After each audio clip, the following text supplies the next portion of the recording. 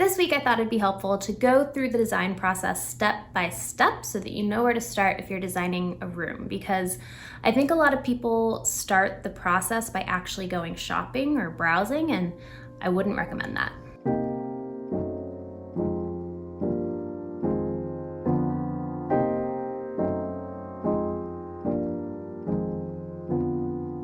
Welcome to Homeschool. I'm Christina. I'm a designer living in New York, and I started Homeschool because I want everyone to be able to design a home that you feel good in, whether or not you can afford to buy a house or have a big budget for furniture or hiring a designer. So hopefully this episode will give you some structure so that you can feel confident making decisions on what to buy or what not to buy, what to get rid of, and how to stick to your budget. So first, let's talk about where to start when designing a room. So the first step for me is I always ask, how do I need this room to function?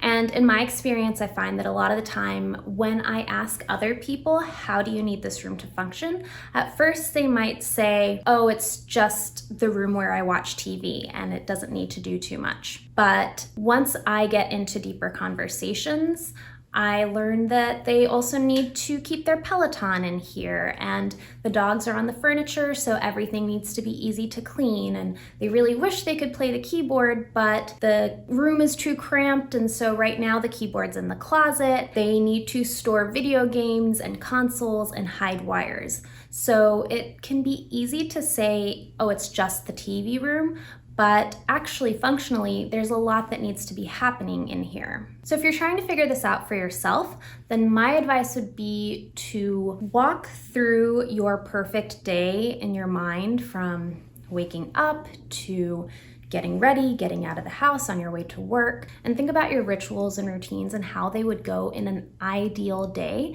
because that's what you need your home to be able to support you in. So then once I've done that, I would make a list of all of the functions that you just came up with and start putting them in order of importance. So what are the things that you do every day? Those are the main functions of the room. And then what are the things that you do rarely or occasionally? Those can be secondary functions. So once you kind of order these things, it starts to get clear what the priorities are for the room. For example, if you work in a room every single day and you also store your sports equipment in the closet year-round, and sometimes you use the room for sewing or crafts, then the main functions are home office and storage, and then the secondary function could be sewing. So all of this is going to be unique to you and your lifestyle. So from there, I would think about which of the pieces you already own that you want to keep and what you're ready to let go of to make space for the new pieces that are going to be a better fit for your life right now, or even just to make space so that you have room to move and actually use the room. So once you've done that, you can start making a list of pieces that you need to buy for this room. So as you can tell, I am a list person.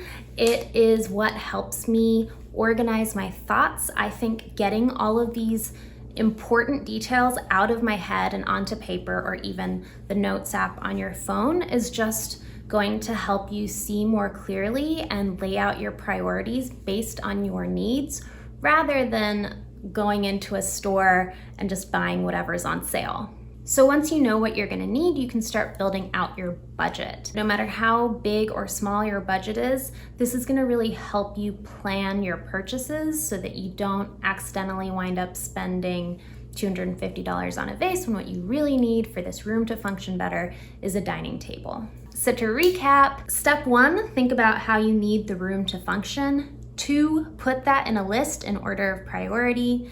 3, make a list of what's going and what's staying. From that, you can make a list of what you plan to buy, and then you can see how big or small this project is actually going to be, and you can set your budget.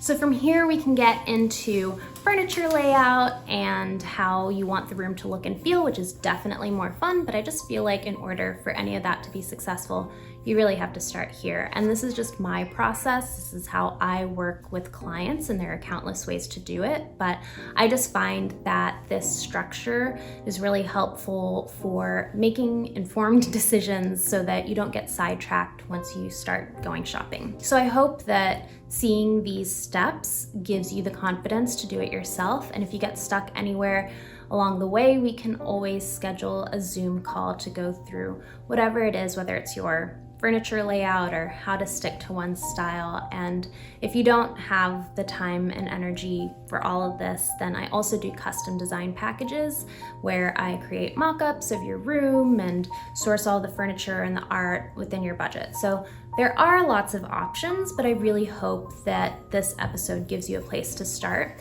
And then in the future episodes, I'll go through the next steps of the design process. So I hope this is helpful, and I will see you next week.